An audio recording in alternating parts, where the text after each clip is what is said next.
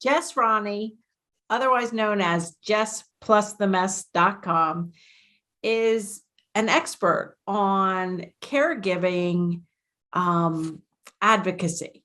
She has lots of tips about how parents can be supported as they raise and care for their children with significant special needs, including severe autism.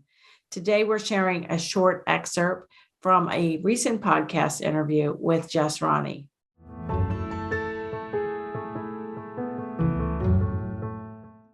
Hi, I'm Dr. Mary Barbera, autism mom, board-certified behavior analyst, and best-selling author. Each week, I provide you with some of my ideas about turning things around. And so if you haven't subscribed to my YouTube channel, you can do that now. Today is a short excerpt from podcast number 172 with Jess Ronnie, talking about what we can do to help support caregivers who are spending 24/7 supervising and caring for their significantly impaired children, those with severe autism and or other special needs.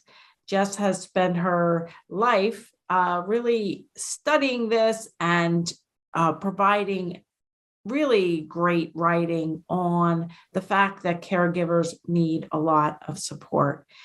She has a brand new documentary coming out called Unseen. She also has 2 books. And let's just listen to a few minutes of the excerpt about how to support caregivers. So the documentary is called Unseen. Can you tell our listeners and me about it? Yeah. Basically, it started with a Facebook post in 2018. I was kind of racking my brain and considering the mission statement of the Lucas Project, which is to bring awareness and recognition, and just thought, how can we let society kind of have a peek into our lives? Because I do believe society wants to help, but they don't necessarily know how to help, because we do live such isolated lives, because this world often isn't made for families like ours. And just thought, if we could somehow create a documentary and just peel back that curtain a little bit and show what a day in the life looks like with a child who will require total care for the rest of his life.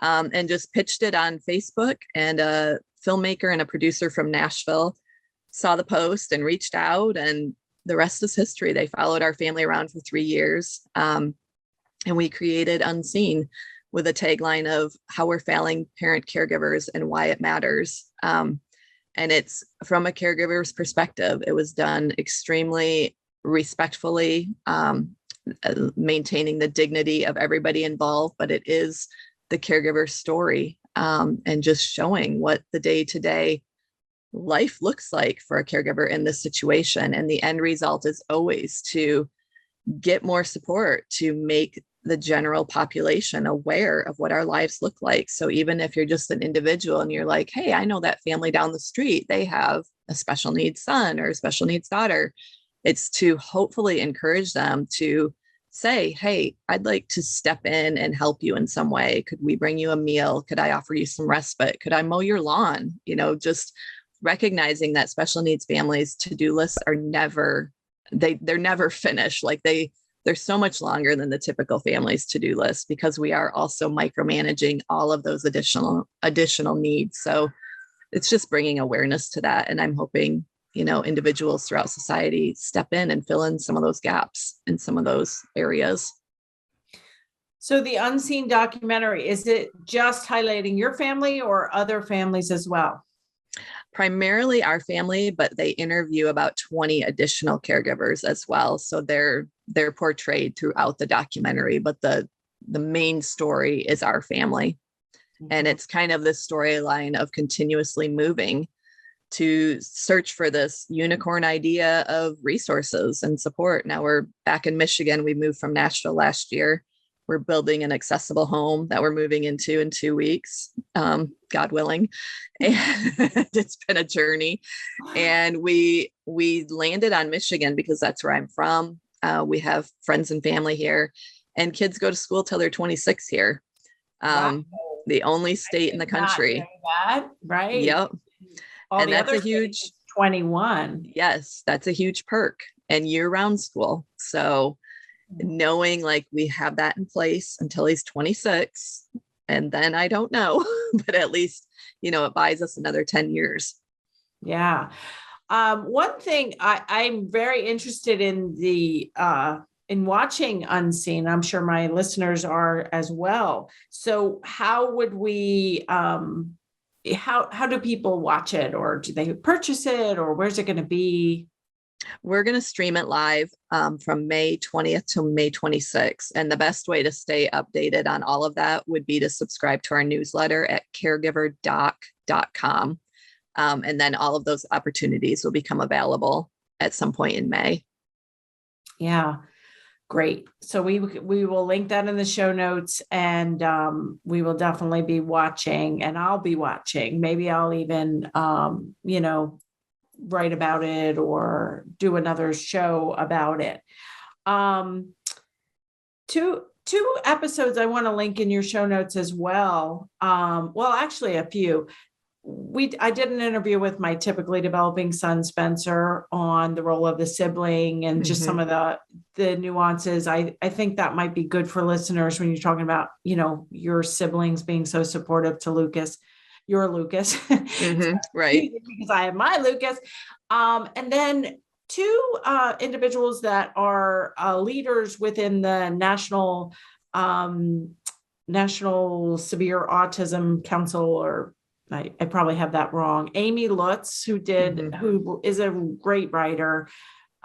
She just published something today, actually, at the time of this recording, in Psychology Today. We can link that in the show notes. We can link her episode. And one of the things she said in preparation for Autism Awareness or Acceptance Month, she likes to call it Autism Action Month.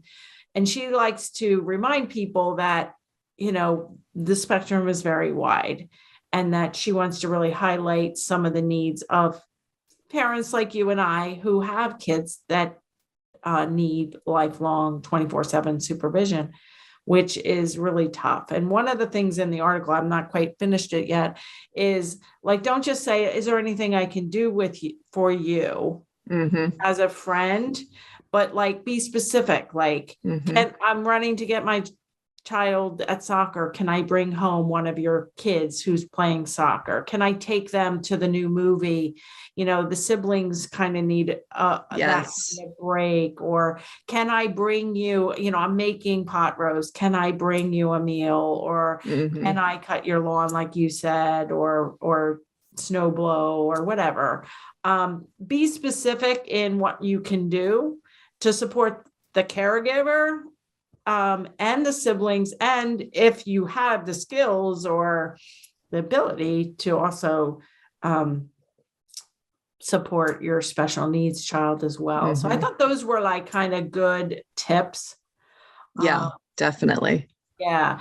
Do you have any other, I remember like when my Lucas was diagnosed, one of my friends asked another mom of an older child, like, what could she do for me? And she's like, just offer to make her a meal. Like, then I remember that one of my other friends who was a nurse who had, some training, she said, could I come over like on the consultant day, the first consultant, like if there's a time frame when I could take Lucas so you could pay attention, for a 3-hour block or whatever. She's like, I want to, be there for that, and or take him, any other kind of, I mean, you spent your whole life on supporting caregivers. Anything else that people can do to support each other? Yeah, a few thoughts. Just piggybacking off of that, I'll often say tacos or lasagna. Like, don't even like leave it. Which one do you want me to bring? And just having been a caregiver, even for my late husband for 3 years, I find it so interesting how I literally did not make a meal for probably 2 years. My freezer was overflowing. Every single need that I could have possibly had outside of like caring for him and my children was taken care of. On the flip side, I have a child who was supposed to die in utero, but he lived, and he will require care for the rest of his life, intense care. And you don't see that same action when there is a child who will require total care for the rest of his life, as I did with my late husband going through cancer treatments. I think we kind of need to flip that narrative a little bit, because these parents who are raising these children for the rest of their lives also need to have that continued support offered through individuals, through churches, through nonprofits, through society. And I just remember, even when Jason was going through cancer, I had somebody cut hair, and she said, "Can I show up in your house and cut all of your kids' hair before they start a new school year?" Just so I didn't have to leave. I mean, that was such a blessing. Another woman said, "I want to take all of your kids shoe shopping before school starts." She took them all shoe shopping, dropped a couple $100 on shoes, but just like, okay, thank you. Somebody else donated school supplies for all the kids. Somebody weeded our gardens. Just like time and time again, things would come up. And I think what I would just say to anybody is just offer whatever skill set you have. Maybe you're not comfortable sitting with, the child with special needs because you're not familiar with what that looks like. That's okay. Offer whatever other skill set you have. If you're a masseuse, if you know how to change oil on cars, like anything that can just take one little thing off of our to-do list is such a huge blessing for families like mine. I hope you enjoyed that short excerpt. If you did, you may want to check out the entire video podcast at marybarbera.com/172. Otherwise, if you'd like to learn more about how you can support your child or client with autism or a toddler just showing signs, check out an online workshop at marybarbera.com/workshop. And I'll see you right here next week.